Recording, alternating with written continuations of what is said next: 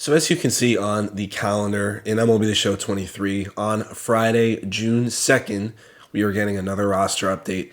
And as always, I love to give you guys my investment tips and advice. So today, I'm going to be showing you guys the best players to invest in for Friday's roster update. The first guy that I have on the list is Evan Phillips. He's currently at an 84 overall closing pitcher.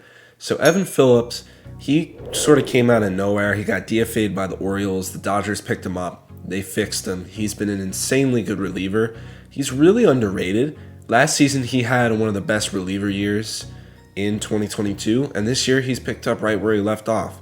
In the past 2 weeks, so all the stats I'm about to tell you are since the last update, which was on May 12th. Since then, as I'm recording this, which is Monday, Evan Phillips has had a 1.13 ERA, 9 strikeouts. He only has 1 save, but that's mostly because of the Dodgers being in so many situations where they're destroying teams. And that's in 8 innings pitched, so it's a pretty decent sample size. And he's going for around 2,300. A lot of these guys I snagged like a week ago, so their prices were cheaper, and I highly recommend that you guys buy your players either right after the roster update comes out or within the first week, because that's when their prices are the cheapest. But Evan Phillips is a guy who for sure he should go diamond. If he doesn't, then it's quite frankly just BS. But he could go higher than an 85, giving you a lot more profit than 700. Now, Randy Rosario is one of the most electrifying players in the game, and he has been amazing this year. This is definitely going to be a career year for him. He's already at an 84 overall. He got a +5 last update. He went from a 79 to an 84. And look, he does have minimal room to grow versus lefties because his fielding is so terrible that he's going to need more hitting stats. But overall, since the last update, he hasn't been doing as well, but he's still been doing very well. He's hitting 271 with 13 hits, 9 RBIs, and .88 for OPS, which is well above the league average, which was around 700.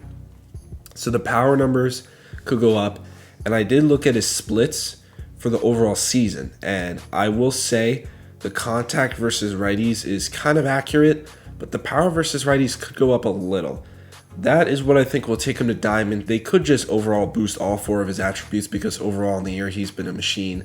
He's currently around 2,500. Another guy who has sort of risen in price, but he could go past 85. If there was one lock, I don't think he's the biggest lock, which is the guy who I'm going to talk about next, but I think I would be really shocked if he doesn't go diamond. Now, Yandy Diaz, in my opinion, is a lock to go diamond, 100%. If you look at his stats, he's number 1 in OPS in the MLB this season. He's number 2 or 3 in average so far this season. So the power for the OPS should go up against both sides, and the contact should go up against both sides. I mean, Yandy Diaz has been so good, and he's been even better since the last roster update. Since the last roster update, he's hitting 382, 10 RBIs, and a 1226 OPS. 1226. That is over 500 higher than 700, which is typically the average. He's going to get hitting attribute upgrades across the board for both contacts and power. I think he's easily a lock to go diamond, and I still think he's worth investing in at 3,000, which is the quick sell of an 85. I think he's going to go up to like 87. So Juan Soto is kind of like Randy Rosario, where he doesn't have too much room to grow. Well, he actually does hitting stats, but his fielding is really holding his overall back because it's just so terrible. But Juan Soto has, I can't believe I'm saying this because he's one of the best players in baseball. He's sneakily having an insanely good month of May. Like, he could honestly be the Lightning Player of the Month card, but like he's been ridiculous. Now look, since the last roster update has been a little worse, but overall in the month of May he's been one of the best hitters. But since the last roster update, he's hitting 277, 1.039 OPS. It's the stats. The stats against righties should go up this roster update, but it's the stats against lefties which I am nervous about for his chances and why he isn't too expensive. So Juan Soto, he will probably get a boost versus righties, but I think he needs a little boost versus lefties. which I'm a little nervous about, but I think he could get. Now, Devin Williams is a guy who I've had basically since the start of the year. I don't understand why he isn't a diamond. Now, I get it. He doesn't have much room to grow unless they improve his control. But still, like with inside edge, I remember the other day, he had a plus 10 for hits and Ks per 9. That brought him up to an 87. So realistically, a plus 5 versus both sides should bring him to a diamond. And I think that's very realistic. Since the last roster update, he's had 0 earned runs given up, 6 strikeouts, 3 saves, 5.1 innings. And overall in the season, he's only given up 1 run. And I think that was off of 1 homer. That's for the entire season. He's gone for around 1,700. This is the investment that will make you the most stubs. If he doesn't go diamond, it's quite frankly ridiculous. I could see it not happening just because his per 9s are already really high. But he 100% deserves it. He's given up 1 earned run all season. He has the track record. He's been an elite pitcher for almost 4 years now. STS, just give him diamond. Now, Masahiro Yoshida is an interesting one because he's almost quick sell. And he legitimately could go diamond on Friday. Like, I'm so dumbfounded by his price. He's at literally 42 stubs above the quick sell of an 83, which is 1,200. But Yoshida, he's been amazing so far for the Red Sox. Since the last update, he's hitting .315 with an 809 OPS. So a 315 average. Now, I personally think batting average is an overrated stat, but it's what they use for contact, I'm pretty sure. And 315 overall, that's in the 90s. And he is 80-72. So that alone could get him to an 85. But if not, he has hit for power, not elite power, but good power, which is like in the 70s or maybe low 80s. And he's 1,200. Like, invest in this guy. Now, I'm just going to say this right now. David Bednar probably is not going to go diamond this update. I mean, he could. But since the last roster update, he hasn't been bad.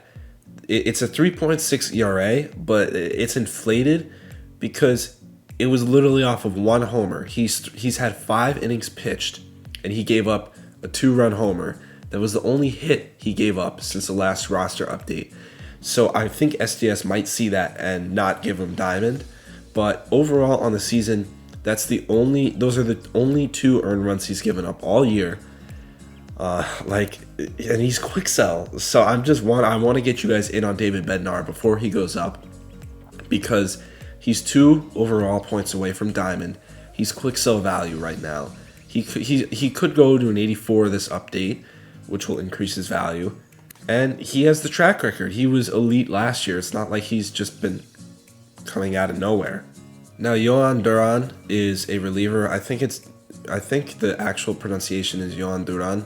I took Spanish, so I think that's what it is. If I butcher that, I apologize.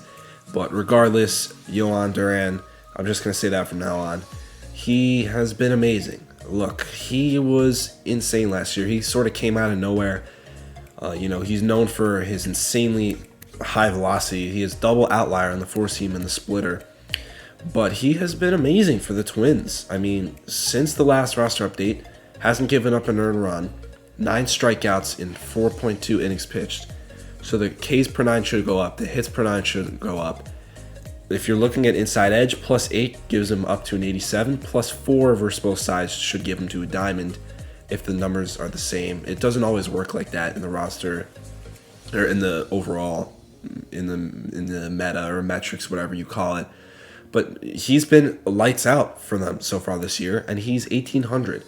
So you'll be making 1,200, maybe 1,100 if you buy him right now and you get investments on him now, because he's going to go up as the week goes on. Because he could for sure be one of those sneaky investments that give you a ton of profit. Nobody's talking about this guy.